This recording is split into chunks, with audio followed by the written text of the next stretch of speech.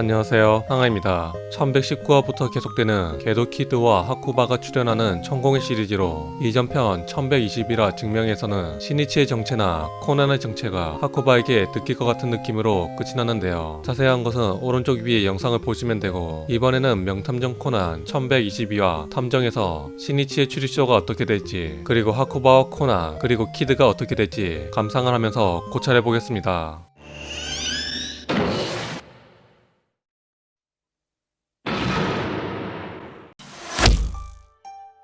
먼저 이전 에피소드를 간략하게 요약하며 베이트리 타워의 천공의 전시실을 무대로 전시되고 있는 푸른 옥제를 훔친다는 예고장이 게도키드로부터 와서 평소처럼 키드킬러로 불린 코난이 있었는데요. 한편 키드를 쫓는 나카모리가 경비체제에 대해 지로키즈에게 불평을 하였지만, 이번에는 게도키드를 포획할 수 있는 장치가 고등학생 탐정 하쿠바에 의해 설치가 되어 있었습니다. 그러나 그곳에서 일어난 것은 경비 설비를 담당하는 키시타 사장의 총살 사건이었는데요. 용의자가 되어버린 게도키드와 협력을 해 사건을 추리해 나가는 코난이었지만, 의심을 하고 있던 하쿠바는 1121화에서 코난이 나비 넥타이 마이크를 사용해 시니치에게 무언가를 전하고 있다는 것을 깨닫게 됩니다. 그럼 이제 1122화 줄거리를 알아보며 내용을 고찰해 보겠습니다. 이야기의 시작은 코난으로부터 사건의 진상을 들은 게도키드가 구도 시니치로서 추리쇼를 시작을 하는데요. 하쿠바 사고로도 사건을 풀었기 때문에 함께 답을 맞춰보자며 코난에게 허락을 구하며 둘이서 답을 맞추는 흐름이 되었습니다. 먼저 사건의 전말을 되돌아보기로 하였고, 범인은 게도키드가 감시카메라 대책으로 사용했던 루번 렌즈를 사용할 것을 예상하고 있었다고 합니다. 그렇기 때문에 범인은 키드가 전시실로 들어가는 모습이 비치지 않는다면 키시타 사장이 전시실로 돌아가는 모습이 비치지 않아도 아무도 의문을 가지지 않을 것이라고 생각을 했을 거라고 하는데, 즉 키드의 트릭을 범인도 이용을 했다는 것이었습니다. 키드가 전시실에 오기 전, 즉 전시실의 최종 체크를 스태프들이 끝낸 시점에 키시타 사장은 살해되어 있었고, 키드는 가짜 소화전에 숨어 있었기 때문에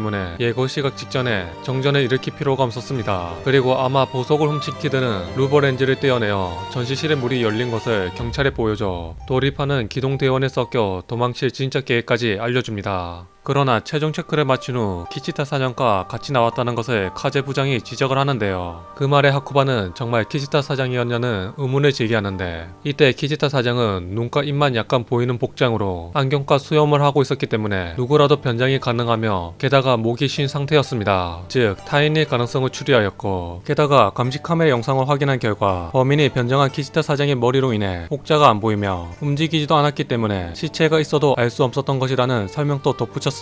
심지어 살해 과정도 설명하는데요. 최종 체크 완료 후 나가던 키시타 사장에게 문 오른쪽 아래에 뭔가 이상하다며 말을 걸었고, 체크를 하며 되돌아보는 사장의 관자놀이에 소음기가 달린 권총을 쏘았다는 것이었습니다. 그 후 범인은 카제 부장에게 조금 조사할 게 있다며 나오지 않았고, 시신을 옮긴 다음 오케이라는 사인과 함께 나왔다는 것을 알려주었습니다. 그때 사장 부인 사츠키가 가까이서 권총을 쏘았다며 소리로 누군가가 알아차리지 않았을까라며 의문을 제기했지만, 소리는 수증기 발생 장치의 소리에 묻혔던 것이었습니다. 그리고 사장 비서인 카미지는 영상만 보면 누가 범인인지 모르겠다는 의문을 표하지만 시니치가 버릇으로 알 수 있다고 하는데요. 사람마다 특유의 버릇이 있는데, 팔짱을 할 때도 양손을 모을 때도 어느 한쪽 팔과 손이 올라간다는 것이었습니다. 그리고 이번 사건의 감시 카메라를 살펴보며 평소와 다른 위화감이 있었는데, 사진과 영상에서 키시타 사장과 사츠키, 카제 부장은 오른손이 위로 되어 있었지만 감시 카메라 앞에 있던 범인은 왼손이 위로 되어 있었던 것으로, 즉 똑같은 버릇을 사장 비서 카미지가 하고 있었습니다.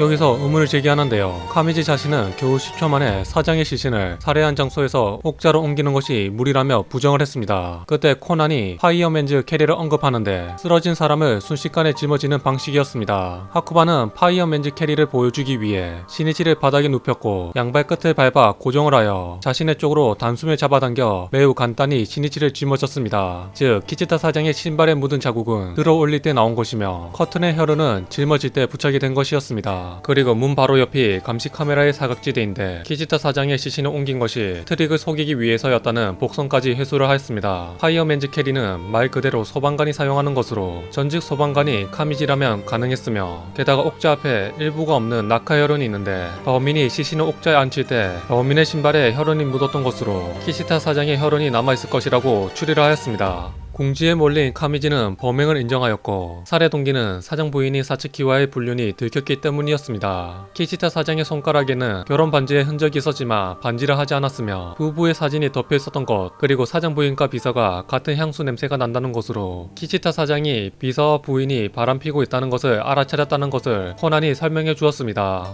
사건은 무사히 해결되었지만 하쿠바는 시니치를 짊어진 채였는데요. 시니치의 정체가 게도키드라는 것을 알아차린 하쿠바는 추리를 이용해 키드를 포획할 기회를 엿보고 있었던 것이었습니다. 드디어 키드를 체포할 것 같았지만 하쿠바의 다리에 수갑을 채워 넘어지는 사이 키드는 하쿠바로부터 빠져나왔는데요. 전시실 밖에 나온 키드였지만 마찬가지로 시니치의 정체가 키드라는 것을 란도 눈치채고 있었는데 볼에 키스를 한 방향을 잘못 찍어서 가짜라고 눈치채고 있었던 것이었습니다. 키드는 란에게서 도망쳐 그 자리에서 사라졌고 란은 시니치인 척 부끄러운 말을 했다는 것에 화를 내는데 그때 하쿠바가 정말로 시니치의 말이란 것을 알려주었습니다. 코난이 키드에게 추리를 지시하고 있다는 것도 란에게 알려주어 코난에게 절체절명의 위기가 찾아오는데요. 하지만 하쿠바의 추리는 코난이 구도 시니치에게 전화를 해 이 살인사건의 진상을 규명해달라는 것으로 코난이 시니치의 추리를 나비 넥타이 마이크를 통해 변정한 키드의 이어폰에 전달을 하여 지시를 하였다는 결론을 내렸습니다. 즉 부끄러운 말 역시 시니치가 코난을 통해 키드에게 말하게 한 것이 되었습니다. 마지막으로 시니치가 왜 키드를 도왔을까라는 란의 말에 하쿠바는 탐정은 수수께끼를 풀 수밖에 없다는 말을 전했고 이것으로 결국 코난의 정체는 하쿠바에게 들키지 않으며 이야기는 끝이 났습니다. 마침내 게도키드와 하쿠바 사구루의 시리즈가 끝이 났는데요. 이전 편 1121화에서 코난과 게도키드가 이어폰으로 이야기하고 있는 것을 보고 무언가를 확신한 모습을 보여준 하쿠바가 이번 이야기에서 진상에 가까워질 것 같았는데 마지막 끝에 어이없는 전개로 끝이 났습니다. 코난이 키드에게 추리를 알려주고 있는 것이 시니치가 코난에게 알려주었고 그것을 코난이 키드에게 전달하는 형태로 하쿠바의 착각으로 변경이 되었습니다. 물론 일반적으로 생각하며 코난이 시니치라는 것을 알 수 없기에 정답이라고 하면 정답일지도 모르겠습니다. 그리고 나비 넥타이와 이어폰을 알아차린 것으로 높은 통찰력을 가지고 있다는 것은 분명합니다. 언젠간 잠자는 모리 코고로의 뒤에는 구도 시니치로부터의 추리가 나올 수도 있겠네요. 추가로 아쉬운 것이 이전 키드 시리즈에서 나왔던 노인이 이번에도 나오지 않을까라고 생각을 했지만 이번에는 나오지 않았습니다. 코난이 나온 기사를 비추는 스마트폰을 지팡이로 파기하는 노인과 코난의 조사를 의뢰한 노인이 한 번 더 나와 코난과 연결이 되면 좋겠습니다. 사건의 범인에 대해 말하자면 이전 영상에서도 말했듯이 범인은 미서인 카미지 쿄유야였는데요. 역시 소니치가 범인을 특정하는 열쇠였습니다. 핸드폰을 보여주는 팔은 실수였는지는 모르겠지만 이 부분도 있었으면 개인적으로 좋았을 텐데 사건의 동기는 그냥 심플한 불륜의 트러블이었습니다. 불륜이 들켜 부인과 이혼, 그리고 비서 해고, 빚이 있는 비서의 살인, 노래방에서 렌즈를 훔치고 노래를 부르라는 말에 부르지 않는 것이 예전의 추억 때문에 사리가 사라질까봐 부르지 않았다는데 키드의 트릭을 이용해 살인사건을 일으킨 것 치고는 뭔가 다소 부족하게 느껴졌습니다. 개인적으로는 이전 영상에서도 말했듯이 소방관을 그만두게 된 이유가 사장 때문이며 부인과의 불륜도 사장을 죽일 이유가 있는 사람을 늘리기 위해서이고 사진이 덮여있는 것은 대기실에 있던 부인이 사진을 보고 죄책감에 덮은 것이었다면 좋았을 것 같습니다. 이번 시리즈의 메인이 사건이 아닌 키드와 하쿠바, 코난이었기에 어쩔 수 없다고 생각하지만 마지막에 하쿠바의 착각으로 끝나는 것도 4화까지 한 시리즈치고는 허무하게 끝이 난 것 같습니다. 이번 명탐정 코난 1122화가 수록된 소녀 썬디 1호에서 2024년 극장판의 정보가 공개가 되었는데요. 2024년 극장판의 제목이 100만 달러의 오릉성이었습니다. 티저 일러스트에는 핫도리 헤이즈와 토야마 카즈하를 중심으로 우오카 모미지, 오키다 소시 등이 그려져 있었습니다. 타이틀과 티저를 보면서 대략적인 줄거리를 살펴보며 헤이즈가 하코타테에 있는 검도 대회에 참가하는 것으로 우승을 한 후에 야경을 보면서 카즈에게 고백을 하려고 계획을 하고 있었으며 고백을 저지하려고 모미지와 이오리가 등장, 그리고 검도 대회에는 헤이지의 라이벌인 오키타도 참가한 것으로 보입니다. 그리고 게도키드는 하코타테에서 보물을 훔치는 것이 목적일 것입니다. 이렇게만 보면 이전 영상처럼 헤이지와 카즈아의 커플 이야기가 될 가능성이 높아 보이며 극장판이 개봉되기 전에 나올 것으로 보이는 헤이지와 카즈아의 이야기를 기대해도 좋을 것 같습니다.